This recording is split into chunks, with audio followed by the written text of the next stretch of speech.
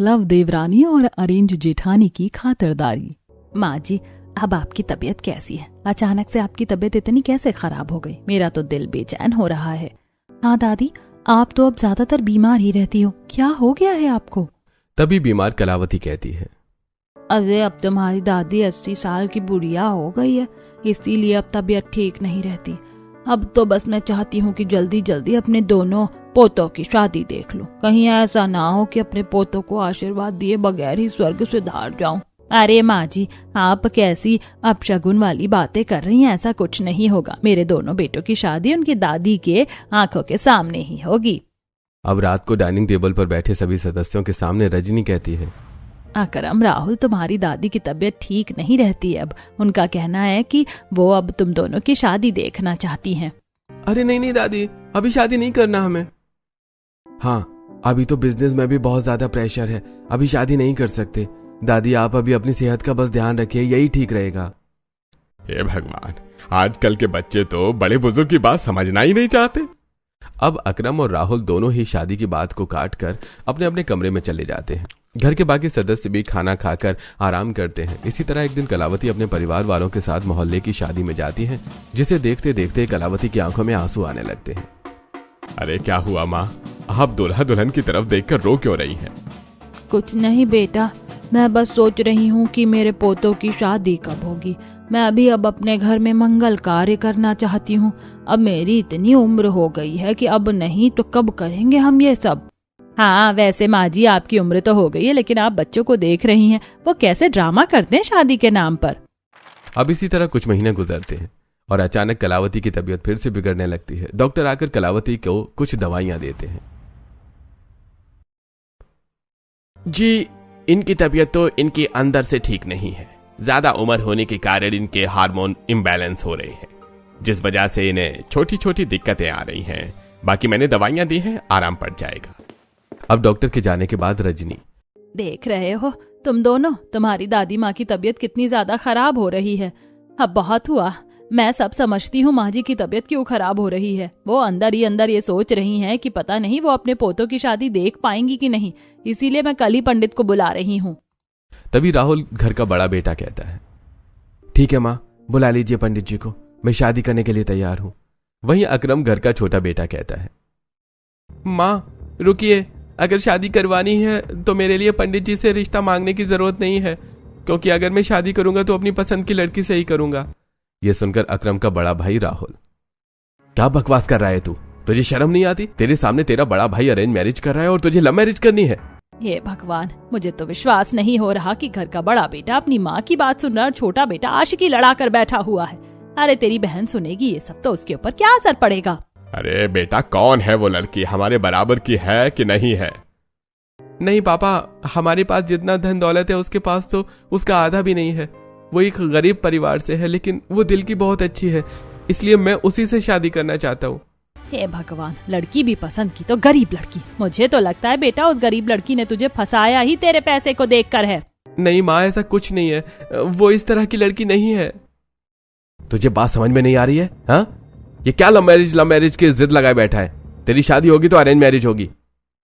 किसी कीमत पर मैं अरेंज मैरिज नहीं करूंगा भैया, क्योंकि अरेंज मैरिज दिन पर दिन स्कैरी होता जा रहा है। हमें कुछ नहीं पता कि अरेंज मैरिज में आने वाला इंसान हमारे बारे में क्या सोचता है, क्या नहीं, और किस माइंडसेट से वो हमारे घर में आया है। और आपको क्या लगता है भैया कि आप जिस लड़की से शादी कर रहे हैं, क्या वो किसी के साथ रिलेशनशिप में नहीं रही होगी?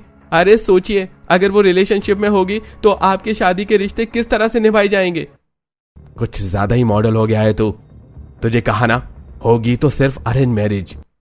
भैया, अगर आपकी यही जिद है तो मैं बेशक से मरना पसंद करूंगा, पर ये शादी नहीं करूंगा। तभी बेड पर लेटी बीमार कलावती कहती है, देखो, मरने मारने की बातें मत करो। अगर छोटा पोता कह रहा है कि उसको लव मैरिज ही करनी है तो उसकी शादी उसी से करवा दो। अब ये सुनकर गुस्से से रजनी कहती है, ठीक है, हम तेरी लव मैरिज करवाने के लिए तैयार हैं, पर याद रख, हम उस लड़की की इस घर में 1 रुपए की भी खातिरदारी नहीं करेंगे। उसे हम जैसे रखेंगे उसे रहना होगा। तब की तब देखेंगे। अब जैसी कलावती की तबीयत थोड़ी ठीक होती है, रजनी घर में पंडित बुलाकर अपने बड़े बेटे के लिए एक सुंदर सी लड़की का रिश्ता लेती है और फिर लड़की वालों के घर लड़की देखने जाती है। माँ जी, इनका घर तो बहुत बड़ा है, लगता है पैसे के मामले में ये लोग भी हमारे जितने ही अमीर हैं। मुझे भी यही लग रहा है। चलो अब लड़की देख लेते हैं। वैसे सुषमा जी, आपकी बेटी बहुत सुंदर है, हमें तो पहली नजर में ही पसंद आ गई और अब तो हमें बस शादी करनी है। आप एक अच्छा सा मुहूर्त निकलवा दीजिए। जी बिल्कुल, क्यों नहीं, हमें भी चटमंगनी और पट ब्याह ही करना है। अब अपनी अरेंज मैरिज वाली बहू को देखने के बाद रजनी अपनी सास के साथ अपने छोटे बेटे की पसंद की लड़की को भी देखने जाती है, जो कि एक गरीब घर से होती है। अरे आप लोग आइए ना, बैठिए। माँ जी देखिए ना, इनका घर तो जरूरत से ज्यादा ही छोटा है। अरे हमारे बेटे ने तो पता नहीं क्या ही देखकर इस लड़की से प्यार किया है। अजय रहने दे बहू, किसी की गरीबी का मजाक नहीं बनाते। क्या हुआ, आप लोग बहुत परेशान लग रहे हैं, कोई बात है तो कहिए। नहीं नहीं, कोई बात नहीं है। कुछ बोलने लायक बच्चों ने छोड़ा ही कहा है। हम तो बस अब रिश्ता फिक्स करने आए हैं। आपको तो बताया होगा कि आपकी लड़की ने उसने हमारे बेटे को फंसा रखा है, मतलब कि वो प्यार करती है। जी सब पता है मुझे। हाँ तो फिर अब आप अच्छा सा मुहूर्त निकलवा लीजिए, क्योंकि अब मुझे अपने बेटे की शादी करनी है। जी बिल्कुल, मैं ऐसी हफ्तों में एक अच्छा सा मुहूर्त निकलवाती हूँ। अब कलावती और रजनी रिश्ता फिक्स करके घर आती हैं। अब रजनी के घर में दोनों ही बेटों की शादी की तैयारी शुरू हो जाती है, जिसमें रजनी का आलीशान घर फूलों और लाइटों से डेकोरेट होता है और उसके बाद राहुल और अकरम की हल्दी, मेहंदी, संगीत जैसे छोटे छोटे फंक्शन होने शुरू हो जाते हैं।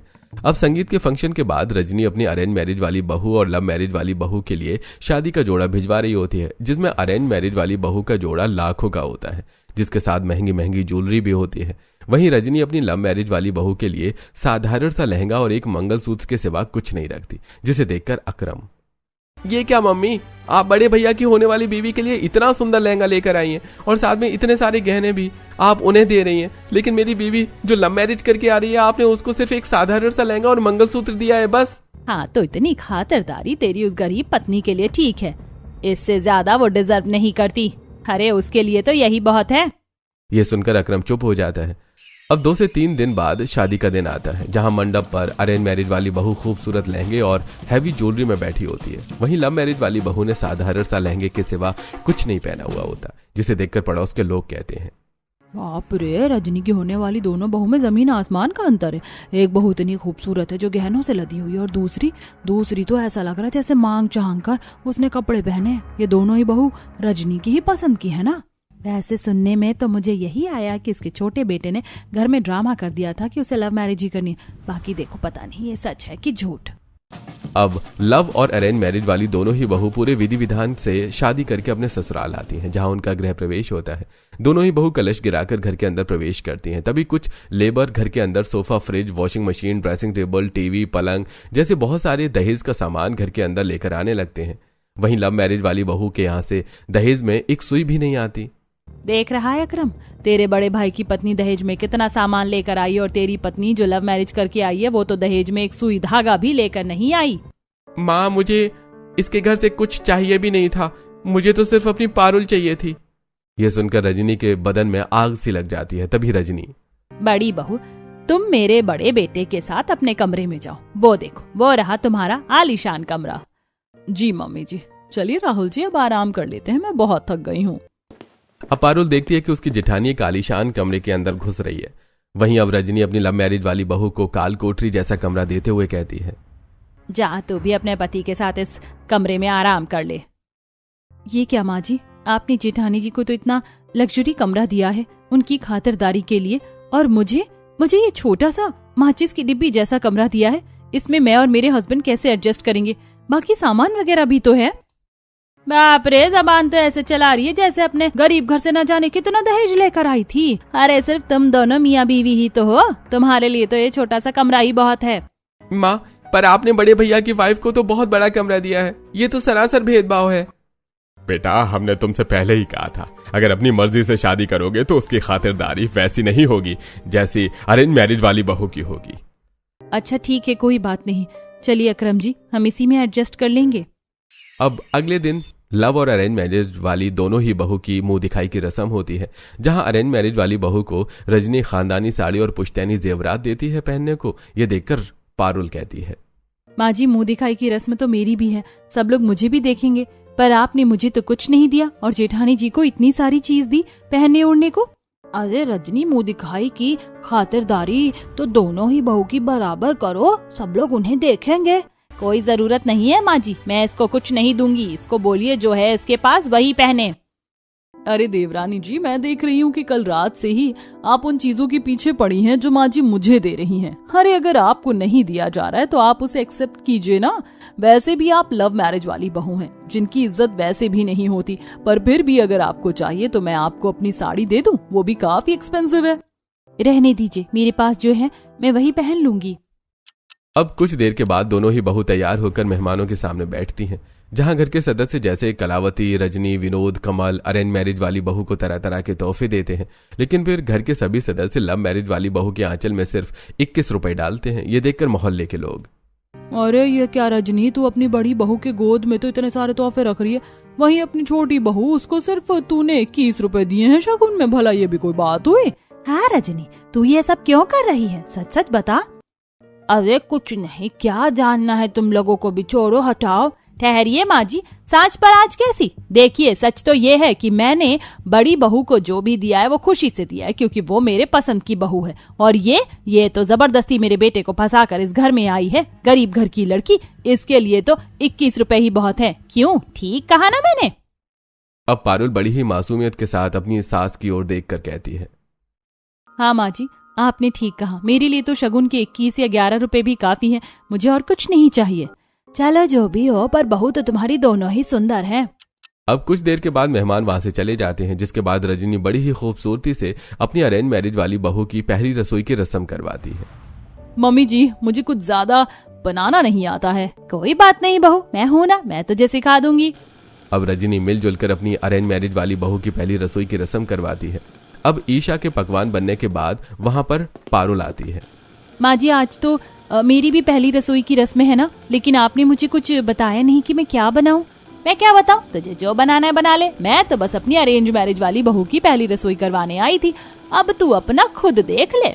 इतना कहकर रजनी अपनी अरेंज मैरिज वाली बहू को लेकर वहां से चली जाती है, जिसके बाद पारुल मायूस होकर अकेले ही पहली रसोई का खाना बनाने लगती है। तभी पीछे से अकरम आता है। अरे तुम अकेले काम कर रही हो, किसी ने तुम्हारी मदद नहीं की? लाओ मैं कर देता हूँ। अरे नहीं, आप जाओ, मैं कर लूंगी। अब कुछ देर के बाद डाइनिंग टेबल पर अरेंज मैरिज वाली और लव मैरिज वाली दोनों ही बहू अपने पकवान को सर्व करती हैं और फिर परिवार वालों के साथ बैठकर खाना खाती हैं। तभी रजनी फटाफट घी की कटोरी में से घी निकाल कर अपनी अरेंज मैरिज वाली बहू की रोटी और सब्जियों में डालने लगती हैं। ये देखकर अकरम, अरे माँ, क्या आप सारा घी और मक्खन भैया की वाइफ को ही दे रही हैं? अरे क्या सारी खातिरदारी उन्हीं की होगी, मेरी पत्नी की नहीं होगी? लाओ इधर दो घी, मैं अपनी पत्नी की रोटी में खुद घी लगाऊंगा। कोई जरूरत नहीं है उसकी इतनी खातिरदारी करने की, उसने अपने घर में भी कभी देखा था ये सब? हाँ माँ जी, आप बिल्कुल ठीक कह रही हैं, मुझे तो सूखी रोटी खाने की आदत है, मैं खा लूंगी। अरे आप सूखी रोटी खा लेंगी? ओ माय गॉड, मेरे तो गले से भी नहीं उतरती। वैसे थैंक यू मम्मी जी, आपने मेरी इतनी खातिरदारी की खाने के टेबल पर। तभी कलावती मुंह बना के, अरे ये सब्जियां किसने बनाई है, इसमें तो बिल्कुल भी स्वाद नहीं है। दादी जी, ये तो मैंने बनाया है, इतने प्यार से, आपको ये अच्छा नहीं लगा? अच्छा तो है माँ जी, क्या हुआ, बस थोड़ा सा नमक ज्यादा है और थोड़ी सी सब्जी कच्ची है। बस तू ही खा ये कच्चा और नमकीन खाना। छोटी बहू, ला तू मुझे अपना खाना दे। भाभी थोड़ा सा मुझे भी देना, ये खाना तो बिल्कुल टेस्टलेस है। अब खुशी से पारुल अपना खाना घर के कुछ सदस्यों को खिलाती है। इसके बाद पारुल सभी झूठे बर्तनों को ले जाकर रसोई में धोने लगती है। वहीं ईशा अपने कमरे में वीडियो कॉल कर अपने दोस्तों से बातें करती है। अरे क्या बताऊं, मेरी सास तो मेरी बहुत खातिरदारी कर रही है, जैसे मानो मैं कोई शहजादी हूँ। अच्छा चलो मैं फोन रखती हूँ, मुझे नींद आ रही है। इसी तरह कुछ हफ्ते गुजरते हैं। एक रोज रजनी के घर में एक पार्टी का इनविटेशन आता है, जिसके लिए रजनी अपनी अरेंज मैरिज वाली बहू को एक एक्सपेंसिव मॉल में शॉपिंग करवाने ले जाती है। बहू देख, ये साड़ी बहुत प्यारी लग रही, ब्लाउज भी काफी डिजाइनर है, ये लेगी तू? हाँ माँ जी ले लीजिए, इसमें तो मैं बिल्कुल हीरोइन लगूंगी। अब शॉपिंग करने के बाद रजनी अपनी बहू को एक लग्जरी पार्लर में लेकर जाती है। मेरी बहू को खूबसूरत बना दो, उसका क्लीनर, फेशियल, ब्लीच सब कर दो। सुन लिया आपने, आप फटाफट मुझे खूबसूरत बना दीजिए। अब कुछ देर के बाद रजनी अपनी अरेंज मैरिज वाली बहू के साथ घर आती है और ईशा हाथों में शॉपिंग बैग लिए। मम्मी जी, मैं अपनी एक्सपेंसिव साड़ी लेकर कमरे में जा रही हूँ रेस्ट करने। मैं कोई काम नहीं करूंगी, मेरे फेस पर जो ब्लीच और फेशियल हुआ है वो खराब हो जाएगा। ये सुनकर पारुल कहती है, मम्मी जी शादी में तो मैं भी जा रही हूँ, लेकिन मैं तो बस सुबह से काम कर रही हूँ। आप मुझे पार्लर क्यों नहीं लेकर गई? मेहमान तो मुझे भी देखेंगे ना। तू अच्छी दिखकर क्या करेगी? और तेरे पास जो मेकअप है तू उसी से अपना श्रृंगार कर ले। वैसे भी शादी में खातिरदारी सिर्फ मेरी अरेंज मैरिज वाली बहू की होगी, तेरी नहीं। ये सुनकर पारुल का दिल फिर टूट जाता है और वो चुपचाप वहां से चली जाती है। अब शाम को पार्टी में रजनी हर किसी से सिर्फ अपनी अरेंज मैरिज वाली बहू को ही इंट्रोड्यूस करवाती है। वहीं पारुल चुपचाप कोने में खड़ी होती है। बहू तू बुरा मत मान, एक दिन तेरी सास अपने आप समझ जाएगी कि तू भी बहुत अच्छी है। जी दादी, बाकी मैं तो अपनी तरफ से पूरी कोशिश भी करती हूँ कि मैं उन्हें उनकी अरेंज मैरिज वाली बहू जितनी भी अच्छी लगूं, पर शायद अभी वक्त लगेगा। अब सभी लोग पार्टी से वापस घर आते हैं। इसी तरह अगले दिन रजनी सुबह 5 बजे ही पारुल का दरवाजा खटखटाने लगती है। अरे अभी तक सो रही है, घर के काम नहीं करने क्या? उठती क्यों नहीं? अब पारुल घबरा कर उठती है। तभी अकरम कहता है, क्या हुआ पारुल, आराम करो ना, तुम थक गई हो कल शादी से आकर। और ये माँ तुम्हें ही क्यों उठाती है 5 बजे? बड़े भैया की वाइफ को तो नहीं उठाती माँ इतनी जल्दी। अरे उसकी तो खातिरदारी सुबह के 9 बजे तक बिस्तर पर ही होती है। अब लव मैरिज किया है तो इतना तो एडजस्ट करना ही पड़ेगा। कोई नहीं, मैं जाती हूँ, आप आराम कीजिए। अब पारुल उठकर रसोई के बर्तन धोती है, सबके लिए खाना बनाती है, सबको खिलाती है, फिर झाड़ू लगाकर सभी के गंदे कपड़े भी धोकर छत पर सुखाती है। वहीं ईशा को रजनी 9 बजे पलंग पर ही ब्लैक टी देकर उसकी खातिरदारी कर रही होती है। लो बहू, ब्लैक टी पीकर फ्रेश हो जाओ। ओके मम्मी जी। अब इसी तरह कुछ हफ्ते गुजरते हैं और अब अकेले काम कर करके पारुल बीमार पड़ जाती है। उसे तेज बुखार हो जाता है। दूसरी तरफ ईशा अपनी देवरानी के कमरे में झांकती हुई, अरे देवरानी जी की तबीयत लगता है खराब है, अब माँ जी इनकी खातिरदारी करें उससे पहले मुझे बीमारी का नाटक करना पड़ेगा। इसके बाद ईशा भी अपने सिर पर पट्टी बांधकर सबके सामने आती है। अरे क्या हुआ बड़ी बहू तुम्हें? हाँ भाभी, क्या हुआ आपकी तबीयत को? बहू बोल, चुप क्यों है? रुक, मैं भी डॉक्टर को बुलाती हूँ। अब फौरन डॉक्टर बुलाकर रजनी अपनी अरेंज मैरिज वाली बहू का चेकअप करवाती है। दूसरी तरफ पारुल बुखार से तप रही होती है, लेकिन उसे कोई झांकने तक नहीं जाता। ये देखकर अकरम, माँ जब घर में डॉक्टर आए ही थे तो आपने मेरी पत्नी का टेस्ट क्यों नहीं करवाया? वो कल रात से बुखार से तप रही है और आप सिर्फ बड़े भैया की वाइफ की खातिरदारी में लगी हुई हैं। क्या छोटी बहू भी बीमार है? चुप कर, ज्यादा अपनी लव मैरिज वाली पत्नी की गुलामी ना कर। वो इतनी खातिरदारी की हकदार नहीं है, उसे बोल उठकर घर के काम करेगी। अब रजनी इतना बोल ही रही होती है कि तभी बीमार हालत में वहां पारुल आती है और ये सब सुनकर उसकी आंखों से आंसू गिरने लगते हैं। ठीक है माँ जी, मैं कर लूंगी घर का काम, कोई दिक्कत नहीं है। आप कहो तो मैं अपनी जेठानी की भी खातिरदारी कर दूं? हाँ करो, करोगी क्यों नहीं? अब गुस्से में पारुल बीमार हालत में घर के काम करती है और अपनी जेठानी के कमरे में जाकर उसकी सेवा पानी भी करती है। इसी तरह कुछ हफ्ते गुजरते हैं और एक दिन ईशा की माँ ईशा से मिलने उसके घर आती है। अरे माँ आप? मम्मी जी देखिए, मेरी माँ मुझसे मिलने आई हैं। अरे वाह, ये ना, बैठिए छोटी बहू, जाओ तरह तरह के पकवान अपनी जेठानी की माँ के लिए बना लो, उनकी खातिरदारी में कोई कमी नहीं होनी चाहिए। अब फटाफट जाकर पारुल अपनी जेठानी की माँ के लिए ढेर सारे पकवान बनाती है और डाइनिंग टेबल पर परोसती है। कुछ देर बाद अच्छी खासी खातिरदारी करवाने के बाद ईशा की माँ वहां से चली जाती है और फिर इत्तेफाक से शाम को पारुल की माँ पारुल से मिलने उसके ससुराल आती है। अरे मम्मी, आपको पता है जेठानी जी की मम्मी भी आई थी आज। माँ जी देखिए, मेरी माँ भी आ गई है इत्तेफाक से मुझसे मिलने। हाँ हाँ देख रही हूँ, अंधी नहीं हूँ। पर तेरी माँ यहाँ क्यों आई है? पहले तो अपने घर ही बेटी को सिखा सिखा कर मेरे अमीर बेटे से फंसवा दिया और अब खुद भी डेरा डालने आ गई है। अरे रजनी, ये क्या तरीका है बहू की माँ से बात करने का? अरे तुम्हें उसकी खातिरदारी करनी चाहिए तो तुम उसका तिरस्कार कर रही हो। अरे कोई बात नहीं माँ जी, खातिरदारी की तो मुझे जरूरत ही नहीं है। अगर इन्होंने प्यार से 2 बोल ही बोल लिए होते तो मुझे तसल्ली मिल जाती।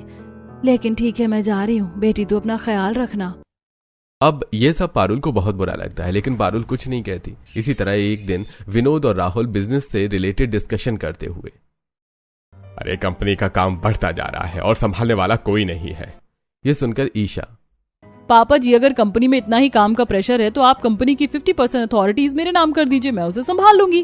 पापा जी, नॉलेज तो मुझे भी है बिजनेस संभालने का, मैंने MBA किया हुआ है। नहीं, चुप करो तुम्हारे हाथ में तो मैं गलती से अपनी कंपनी नहीं दूंगा। जब तुम अमीरी के चक्कर में मेरे बेटे को फंसा सकती हो तो तुम मेरी कंपनी भी बेच कर खा सकती हो। सही बात है, लव मैरिज वाली बहू पर विश्वास करना खतरे से खाली नहीं है। ये सुनकर पारुल मायूस हो जाती है। अब अगले ही दिन विनोद कंपनी की 50% अथॉरिटीज अपनी अरेंज मैरिज वाली बहू के नाम कर देता है, जिसके बाद ईशा रोज ऑफिस जाकर बिजनेस संभालने लगती है। तभी एक दिन ईशा अपनी सास से, माँ जी मुझे बिजनेस से रिलेटेड कुछ काम करने हैं और उसमें कुछ डॉक्यूमेंट चाहिए। सबसे पहले तो मुझे इस घर के प्रॉपर्टी पेपर चाहिए, क्या वो आप मुझे दे सकती हो? हाँ क्यों नहीं बहू, सब कुछ तेरा ही तो है। अब रजनी प्रॉपर्टी के पेपर ईशा को देती है, जिन्हें लेकर ईशा वहां से चली जाती है। कुछ ही हफ्तों में विनोद के बिजनेस में 7 से 8 लाख रुपए का घपला होता है। अरे बड़ी बहू, तुम बिजनेस कैसे संभाल रही हो जिससे कंपनी में हमें इतने नुकसान हो रहे हैं? हाँ ईशा, तुम कैसे काम कर रही हो जो एकदम से 7 से 8 लाख रुपए का नुकसान हो गया? अरे ऐसे कैसे हो सकता है, मैं तो बहुत केयरफुल बिजनेस का काम करती हूँ, बाकी मैं आगे से और अच्छा करूंगी, इस बार के लिए मुझे माफ कर दीजिए। हाँ हाँ बहू, माफ कर दिया, टेंशन मत ले। अब इसी तरह एक के बाद एक लॉस कंपनी में होने शुरू हो जाते हैं और रजनी बार बार ईशा की गलतियों पर पर्दा डालती रही। तभी एक सुबह ईशा घर से गायब होती है। सभी लोग पागलों की तरह ईशा को ढूंढ रहे होते हैं। हाय रब्बा, मेरी बहू कहाँ चली गई? अरे उसके कमरे की तलाशी लो, कुछ तो पता चलेगा ही।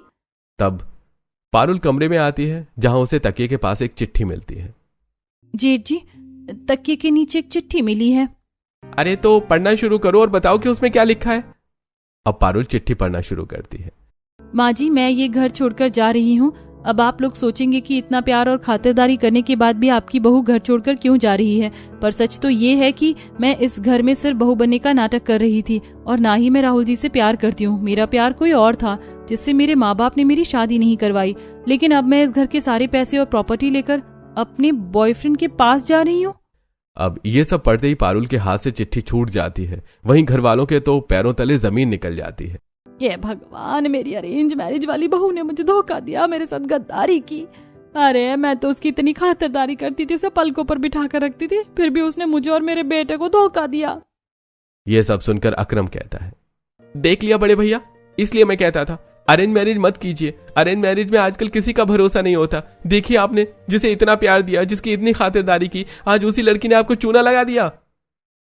नहीं नहीं, कितनी दूर भागेगी वो, मैं उसको छोड़ूंगा नहीं। उसने मुझसे पंगा लिया है राहुल सिंघानिया से, अब मैं उसके ऊपर इन्वेस्टिगेशन करवाऊंगा। वो सब तो ठीक है जेठ जी, पर फिलहाल हमें ये घर खाली कर देना चाहिए, क्योंकि अभी हम नहीं जानते कि ईशा ने ये प्रॉपर्टी बेची है या नहीं। कल को पुलिस आ गई तो दिक्कत होगी। अब पारुल अपने पूरे ससुराल वालों को अपने मायके लेकर आती है और उनकी देखभाल करती है। वहीं राहुल अपने छोटे भाई के साथ मिलकर पुलिस के द्वारा ईशा के प्रति इन्वेस्टिगेशन शुरू करता है, जिससे कुछ ही हफ्तों में ईशा पास के ही लोकल कॉलोनी में अपने बॉयफ्रेंड के साथ पकड़ी जाती है। अब ईशा को देखकर राहुल खींचकर उसके गाल पर एक तमाचा लगाता है। सही कह रहा था मेरा भाई, आज के टाइम पर इंसान को लव मैरिज ही करना चाहिए। आखिर लव मैरिज में उसे पता तो होता है कि सामने वाला शख्स उससे ही प्यार करता है। मैं तो बेवकूफ था जो मैंने तुमसे अरेंज मैरिज की। अब मैं तुम्हें छोड़ूंगा नहीं, अब तुम कस्टडी और रिमांड पर जाओगी। पुलिस ले जाइए इनको हवालात में, साथ ही इसके बॉयफ्रेंड को भी ले जाओ। अब ईशा घबराते हुए, नहीं नहीं, मैं आपका सब कुछ लौटा दूंगी, पर आप मुझे और मेरे बॉयफ्रेंड को छोड़ दीजिए। अब डर के मारे ईशा फौरन राहुल के हाथ में उसकी प्रॉपर्टी के पेपर और पैसों से भरा बैग थमाती है। ये लो राहुल, इसमें वो सारे पैसे जो मैंने बिजनेस में घपला किया था, और ये रहा तुम्हारे प्रॉपर्टी के पेपर जो मैंने अभी किसी को बेचा नहीं है। अब प्रॉपर्टी और पेपर और पैसे लेकर राहुल ईशा को धक्के मारकर वहां से चला जाता है। वहीं पुलिस ईशा और उसके बॉयफ्रेंड को जेल में ले जाती है। अब राहुल के हाथ में सारे पैसे और प्रॉपर्टी देखकर रजनी, बेटा तू आ गया, उसने सारी चीज लौटा दी ना। ये भगवान, आज तो मुझे भी एहसास हो गया कि मेरी अरेंज मैरिज वाली बहू से ज्यादा अच्छी मेरी लव मैरिज वाली बहू ही थी, जिसकी मैंने बिल्कुल भी कदर नहीं की। बहू मुझे माफ कर दे।